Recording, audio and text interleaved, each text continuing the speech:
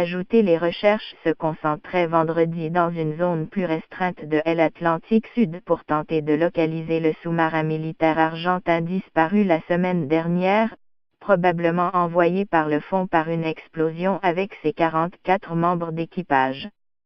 Dans la zone où a été enregistrée l'explosion, à 400 km des côtes argentines, en bordure de la plateforme continentale, les fonds océaniques vont de 200 à 3000 mètres. Au-delà de 600 mètres, le San Juan se disloquerait sous la pression, disent les experts.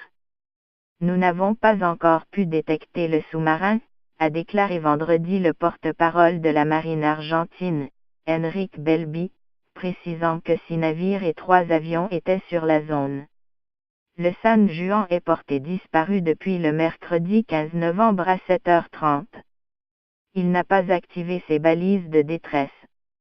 La marine se refuse à déclarer officiellement qu'il n'y a plus aucune chance de retrouver des survivants, mais les experts du monde sous-marin sont résignés. Deuil et si le sous-marin gît par 3000 mètres de fond, il est probable que les membres de l'équipage n'aient pas de sépulture non plus.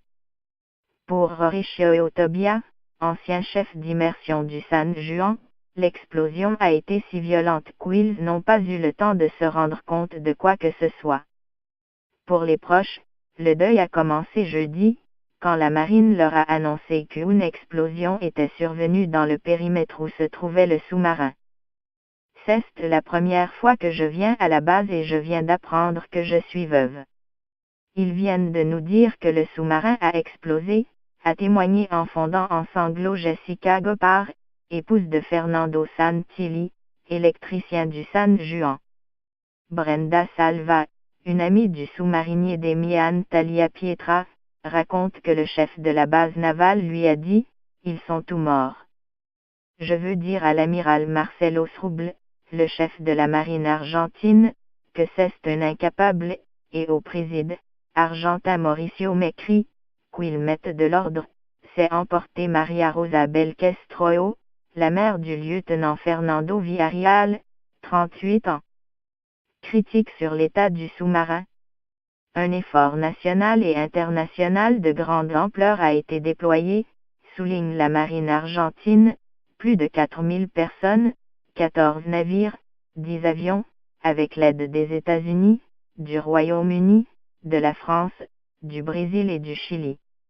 Le submersible, un TR-1700 à propulsion diesel et électrique, de fabrication allemande et construit il y a 34 ans, dispose à son bord de 500 tonnes de batteries au plomb et à l'acide, qui libèrent de l'hydrogène s'il y a surcharge des batteries, et l'hydrogène explose au contact de l'oxygène, a expliqué Gustavo Mousin, le directeur du Centre de médecine hyperbare de Mar del Plata.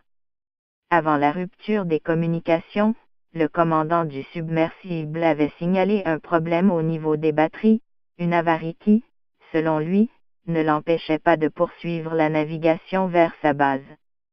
Anticipant une éventuelle localisation du submersible, 2 navires ont appareillé mardi du port de Comodoro de Oro Rivadavia, en Patagonie argentine, avec un détachement de l'UNAVI équipé de matériel de sauvetage, susceptible d'être utilisé en eau profonde, afin de ramener à la surface les membres de l'équipage. La Russie a annoncé l'envoi d'un navire océanographique disposant d'équipements permettant d'effectuer des recherches à une profondeur allant jusqu'à 6000 mètres grâce notamment à 2 sous-marins miniatures.